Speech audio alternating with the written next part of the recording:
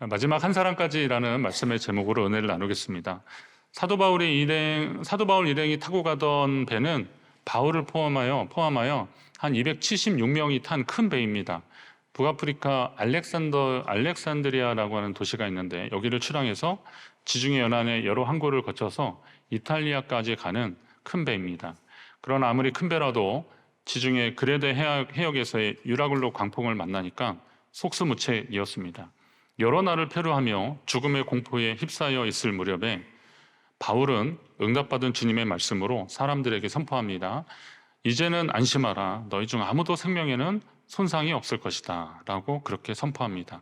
비록 제수 신분이었지만 로마 황제에게까지 복음을 전하는 사명을 가진 바울 사도의 기도는 다른 사람의 그 기도하고 좀 달랐을 것입니다. 사람들은 목숨만 살려달라고 그렇게 기도했을 것입니다. 그러나 바울은 자신을 향한 하나님의 계획과 뜻이 무엇인지를 알았기 때문에 하나님이 계획하신 것이 이루기까지는, 그리고 그 사명을 감당하는 사람들은 하나님이 끝까지 보호하실 것이다 라는 그런 믿음이 있었습니다. 여러분 한번 따라할까요? 사명자는 죽지 않는다. 사명자는 죽지 않는다. 위기의 상황에서 하나님의 뜻이 있으면 사명자는 죽지 않을 것이다 라는 겁니다.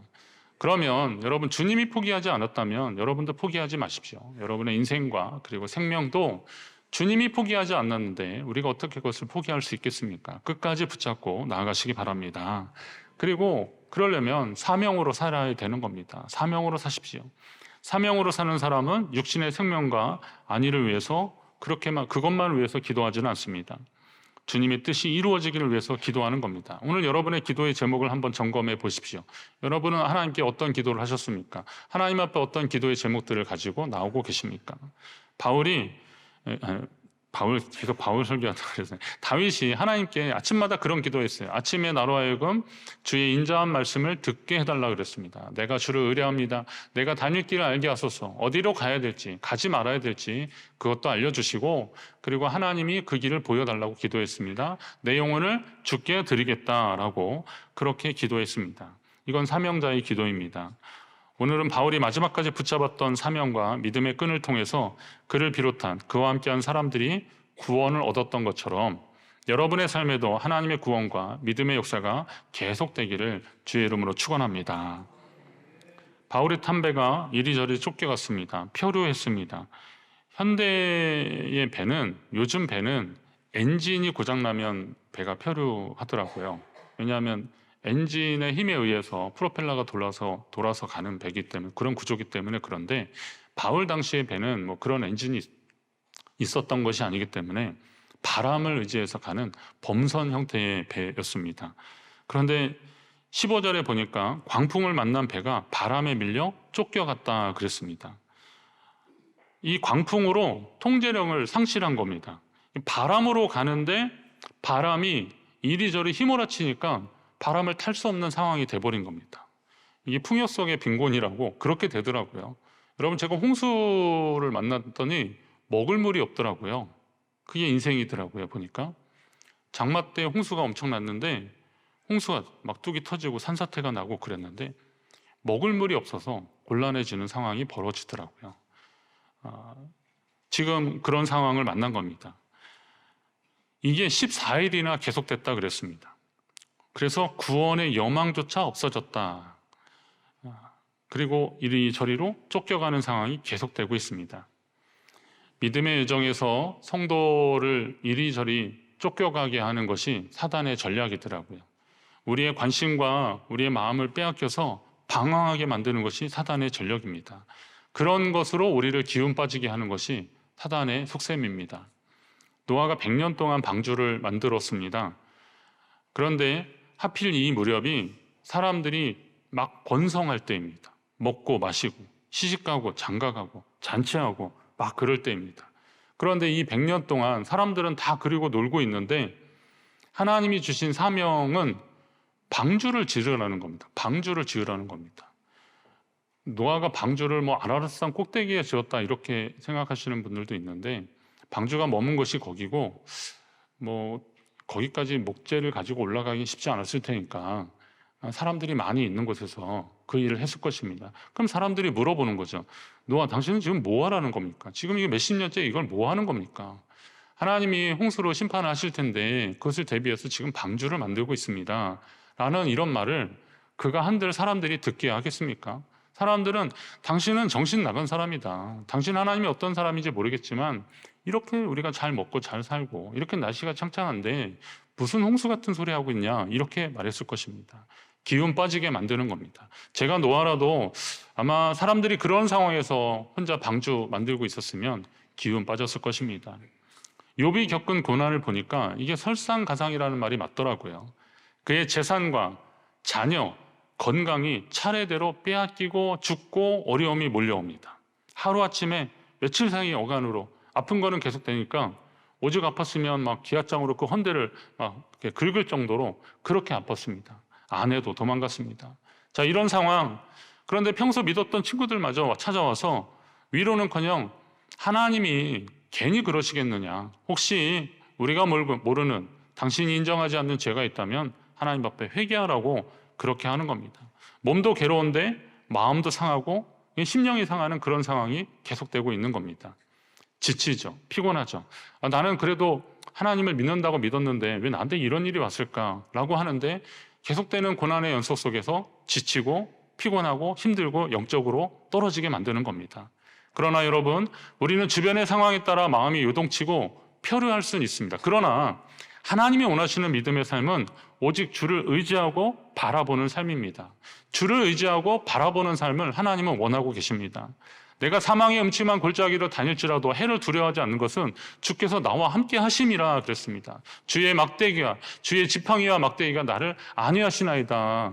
다윗은 그렇게 시편에서 고백하고 있습니다. 다윗은 여호와는 나의 반석이시고 나의 요새시고 나를 건지시는 자라고 그렇게 노래했습니다. 사무엘하에 보면 다윗이 그런 고백을 합니다. 내가 주를 의뢰하고 적진으로 달리며 내 하나님을 의지하고 성벽을 뛰어넘나이다 그랬습니다. 당시로서는 다윗이 장수였으니까 용사였으니까 적진을 향해서 달려갈 때는 어떻게 했겠어요?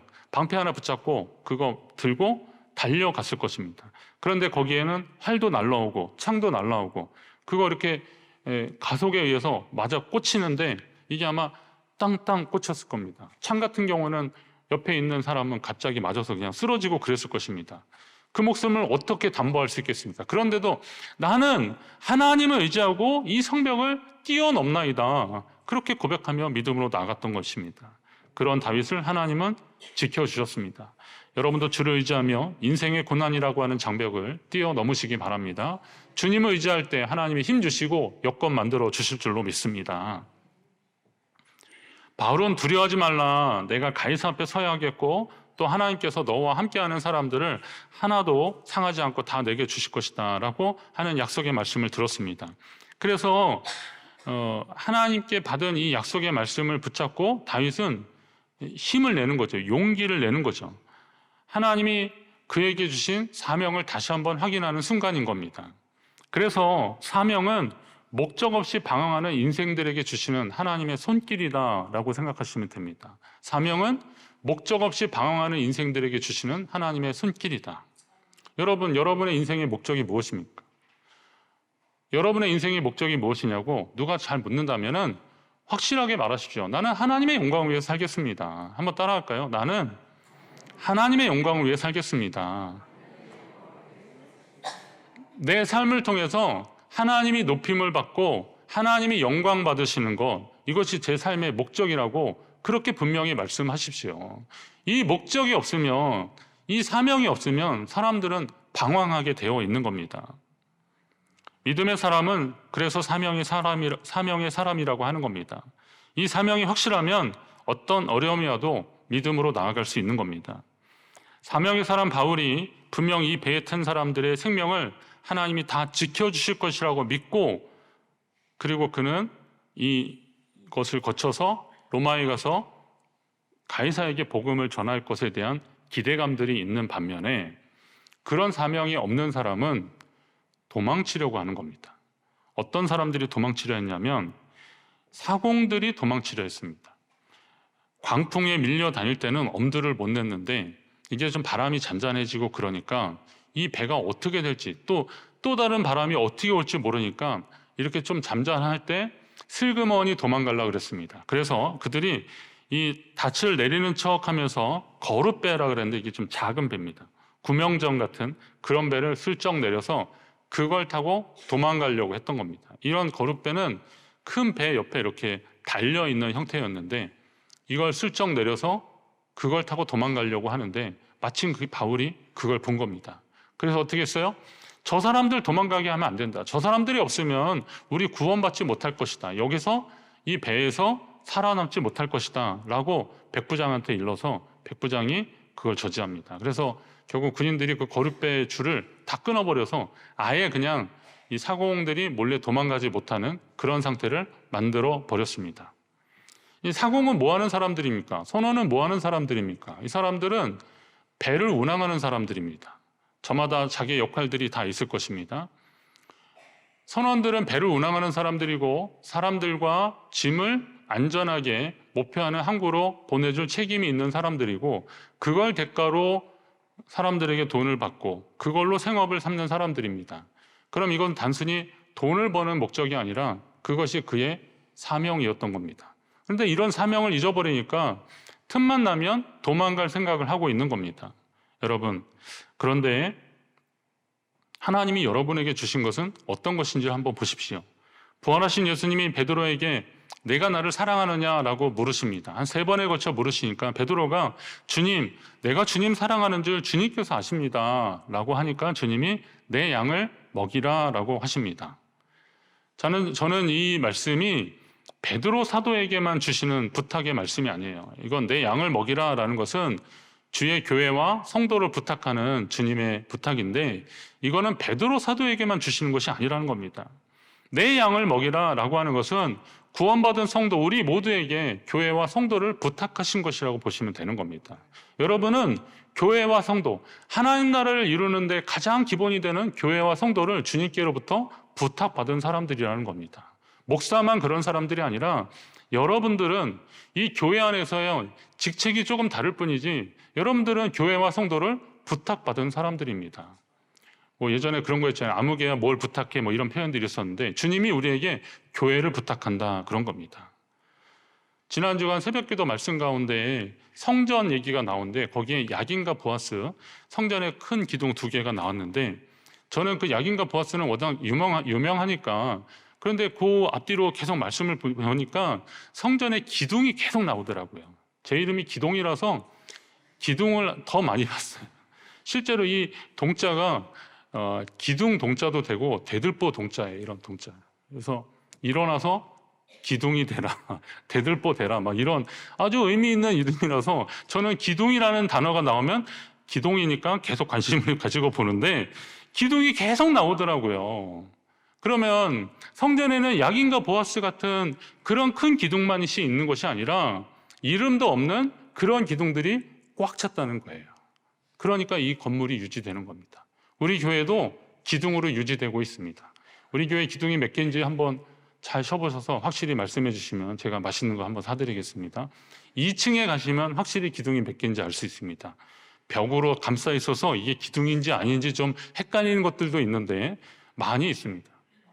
그런 기둥들이 하나만 가지고는 힘듭니다. 그런데 그런 것이 적당하게 힘의 분배를 가지고 여기 저기 서 있으면 이 큰 건물을 지탱할 수 있는 겁니다. 여러분 혹시 지금 이거 무너질까 봐 걱정하시는 분 계십니까? 지금 여기 3층인데요. 지하까지 하면 4층인데 큰일 나는 거 아닙니까? 그런데 이 기둥들이 지금 이거 받치고 있거든요. 교회를 받치고 있는 거잖아요. 성도들이 기둥이라는 사실을 기억하십시오. 한 사람 한 사람이 하나님이 세우신 기둥들입니다. 이 사명을 우리는 끝까지 감당해야 되는데 고린도전서 1장에 보면 주께서 너희를 우리 주 예수 그리스도의 날에 책망할 것이 없는 자로 끝까지 견고하게 하시리라 이런 약속의 말씀들이 있어요. 하나님의 교회에 주의 교회 일꾼된 사람들이 하나님이 마지막 최종 심판하실 때 그러니까 주 오실 그날까지 책망 없는 흠 없는 거룩한 백성으로 하나님이 끝까지 견고하게 서기를 원하시고 또 역사하시겠다는 거예요. 어떤 사람들에게 주의 일들을 감당하고 사명으로 끝까지 최선을 다하는 사람들에게 그러시겠다는 겁니다. 주님의 교회를 사랑하고 돌보는 일은 우리 모두가 해야 될 일들입니다. 주님 맡기신 교회를 끝까지 잘 섬기시는 저와 여러분 되시기를 간절히 바랍니다. 배에 남은 음식으로 든든하게 먹은 일행들은 나머지 양식을 바다로 다 던져버렸습니다. 밀을 던졌다 그랬는데 저는 이 대목을 보면서 이 사람들이 지금 배수의 진을 치는구나 이런 생각이 들었어요. 배가 이제 그렇게 큰 배가 그 항만으로 이렇게 해안으로 딱 들어가려면 최대한 그 무게를 줄여야 이렇게 조금 더 부력을 받아서 뜨지 않습니까? 그러니까 식량 다 버리는 겁니다. 이 말은 다시 말해서 오늘 상륙 못하면 우리는 다 죽을 수도 있다 이런 생각이 있었습니다. 닷도 버렸다 그랬어요. 닷도 버렸어요. 닷은 배를 이렇게 앙커 이거는 이렇게 딱 내려서 배가 흔들리지 않게 하는 그런 것인데 이거는 뭐 정박할 때나 쓰는 건데 지금 이 배는 조금이라도 더 가야 되니까 그것도 무거우니까 그냥 끊어버린 겁니다. 끊어버렸어요. 그리고 마지막으로 돛을 올렸습니다. 아까 말했던 범선 형태니까 바람이 불 때를 딱 기다렸다가 육지 쪽으로 불 때 그걸 딱 올려서 지금이다 라고 하고 돛을 올려서 바람을 타고 해안을 향해서 들어가고 있습니다. 하지만 두 물이 만나는 곳이라는 것은 바닷물과 민물이 만나는 그런 곳이잖아요. 여기에 배가 그만 걸리고 말았습니다. 배 앞부분을 이물이라고 하고 뒷부분을 고물이라고 그러는데 이물이 딱 걸리니까 이게 뭐 모래톱이나 이런 데 걸린 게 아니라 이런 그 암초나 바위나 이런 데 걸렸다고 보시면 될 겁니다. 딱 그러니까 뒤가 이렇게 막 흔들리잖아요. 흔들리면서 다른 저기에 또 자꾸 부딪혀가지고 점점 배가 깨지고 있는 그런 상황입니다. 자, 이러면 여러분 같으면 어떻게 하셔야 돼요? 예, 빨리 하선해야 되죠. 배가 점점 가라앉게 되면 배가 가라앉으면서 그 많은 것들이 가라앉으면서 쓰러지고 그러면 또 회복 못할 상황들이 벌어지니까 빨리 탈출해야 되는 상황입니다.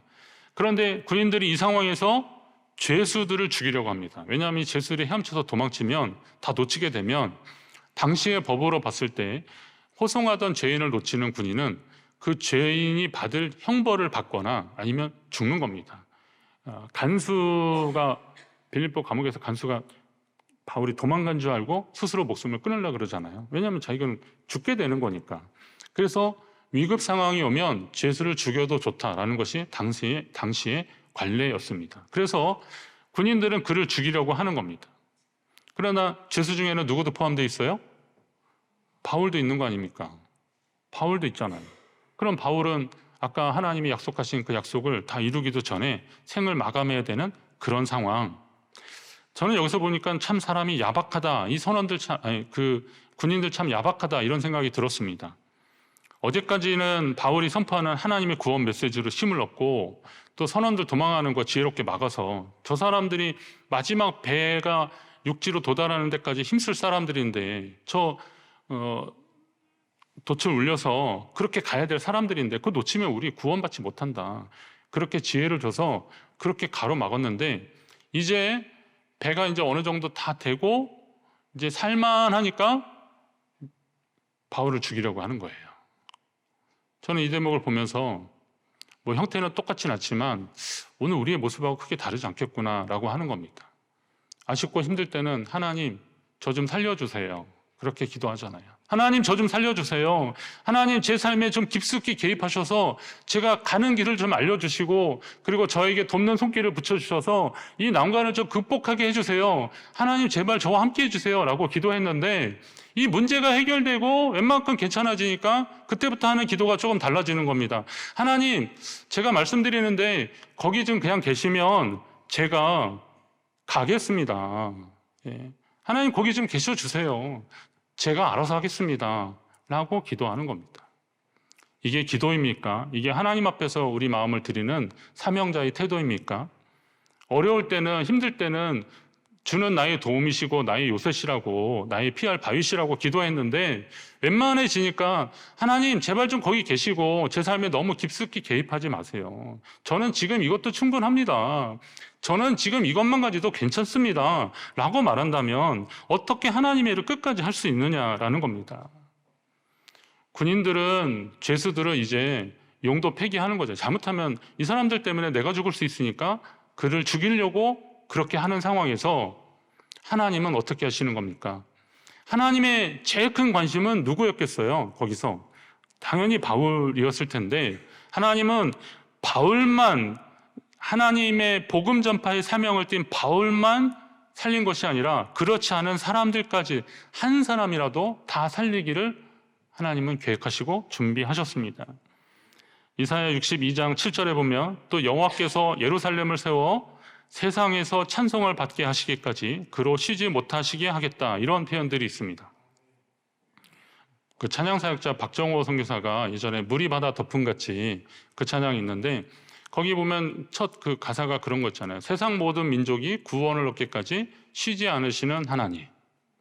오늘 제가 이 찬양 부르려고 해보다가 나중에 음이 너무 높아서 폭망할 것 같아서 그건 나중에 한번 우리 찬양팀이 하기로 하고요.